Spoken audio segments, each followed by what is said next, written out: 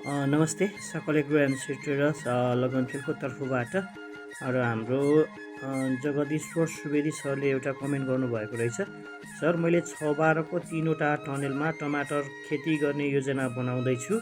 यसको लागि के कति लागत लाग्छ? कुन जातको टमाटर लगाउँदा उचित होला?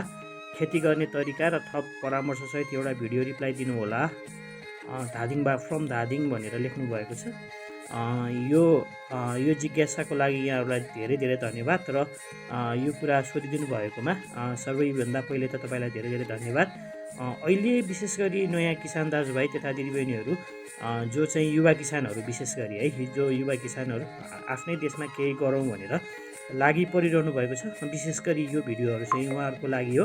अहिले उहाँहरूले भनेअनुसारको 6-12को 3वटा टनेलमा उहाँहरूको चाहिँ 6-12को 3वटा टनेल भनेपछि तपाईँले यसमा टनेल बनाइसक्नु भएको छ र यो टनेल यदि तपाईँले टनेल बनाउनु भएको छैन भने विशेष गरी हामीले अब तपाईँको कुन ठाउँबाट हो, धादिङबाट भन्नुभएको छ, धादिङको कुन चाहिँ ठाउँ हो त्यो ठाउँ चाहिँ खुलाइदिनु होला र तपाईँले विशेष गरी हाम्रो नक्कु सिडमा हामीसँग रहेको चाहिँ उत्कृष्ट भेराइटीहरूमध्ये सकल 1, सकल 2, इम्प्रुभ सिर्जना, नयाँ सम्झना, सुपर सिर्जना लगायतका बिउहरू हामीसँग उपलब्ध छ है। यो मध्ये तपाईँले कुनै पनि बिउ रोज्न सक्नुहुनेछ र कुन सिजनमा लगाउने भन्ने विषयमा जानकारी लिन चाहनुहुन्छ भने हाम्रो बायोमा नम्बर छ, त्यसमा यहाँहरूले कन्ट्याक्ट गर्नुहोला।